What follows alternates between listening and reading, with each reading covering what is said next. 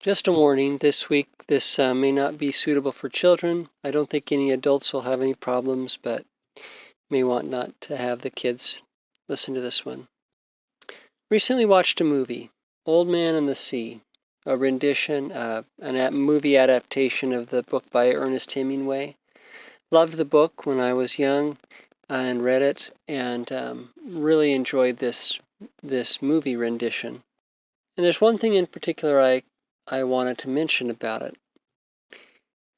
The movie portrays, and I don't think the book does this, but the movie portrays that there's this writer in this town, and he's finding out about this man who's been 84 days without catching a fish, this fisherman, and he's writing the story.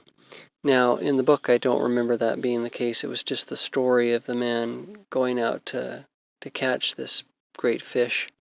But in the movie, you get this idea like it's Hemingway who's finding this story, and so you're seeing the story unfold while the writer is discovering the story. And I liked that. That worked well. But here's the thing that I really liked. The writer and his wife are in this little town, and whoever made the movie had the opportunity. They could have sensualized it and thrown in sexual content, but they didn't do that.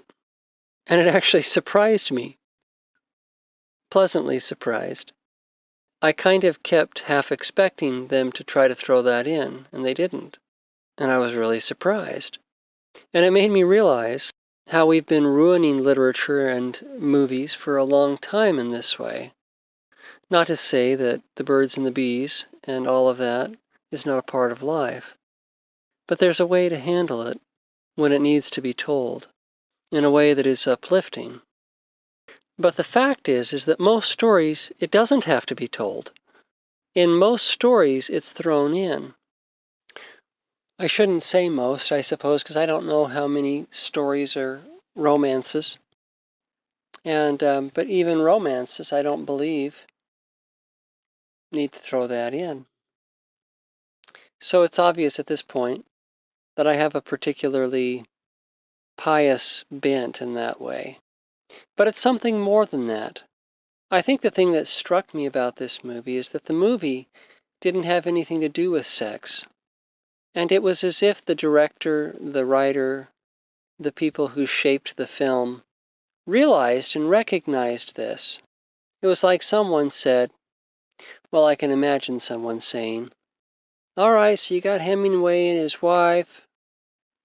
All right, where are we going to throw in the sex scene? And the director says, well, I don't think we're going to do that. And the other guy's like, well, why?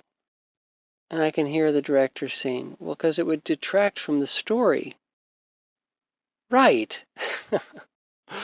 And it's as if movie makers have been throwing that in for so long that we've forgotten. Well, and not just movie makers, novel writers, storytellers, comic book writers, etc., have been doing it for so long that we've forgotten that it's bad writing. It's bad storytelling. And yes, it's bad in the sense that it has a tendency to pull downward upon the moral framework of society and of the individuals it touches. But what's on my mind and what struck me about the movie is that it's also bad in that it makes for bad literature. The story is strongest when it is focused, when everything in the story is focused upon one theme, when our minds are not constantly drawn off in this and that direction. And this particular movie would have been damaged, this story would have been damaged by throwing that in, or trying to weave that into the theme. So when you set out to tell a story, one of the key principles is that you get to say one thing, one small, simple theme, and a short one at that. You need to be able to say what your story is about in one sentence or less. Now, people may argue over what the theme of a deep story is, but it's always simple. It's always one thing, even when you grapple to find the words to express it. And this is why I believe there is a shift happening. For this and many other reasons, it feels as if the big production studios have missed the mark, not just morally, but I get the feeling that people just aren't going to stand for such movies and stories anymore. I have the feeling it's over. I don't know how long it will take, but people are tired of this. Pornography is readily available for those who desire it, but people go to the movies to find meaning.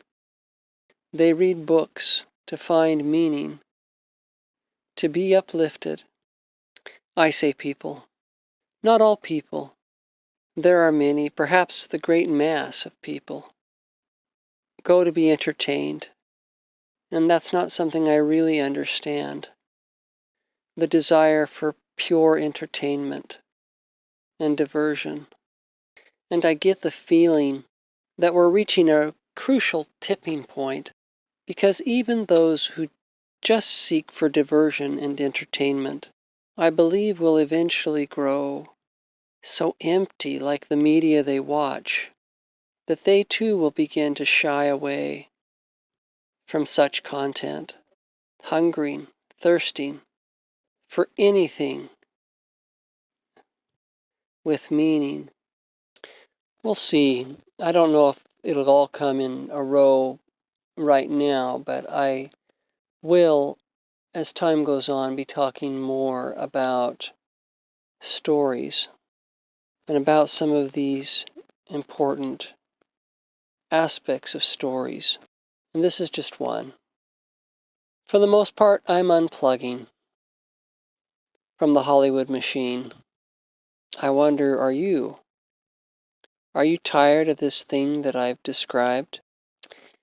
If you get a chance, or if you decide to and you want to, I'm not sure if you can even do this on the podcast, but I know you can on YouTube. I'd love to hear a comment about it. I really think it's over for many of the big production companies. And I think I'm repeating myself now. So I guess I'll sign off. The other thing I'd love to hear, if you can make a comment somewhere there, is any movies or books that you've experienced that lifted you up and didn't drag you through the mud, but that seemed like were good literature, well written, but wholesome, focused, deep. Thanks, and God bless you all.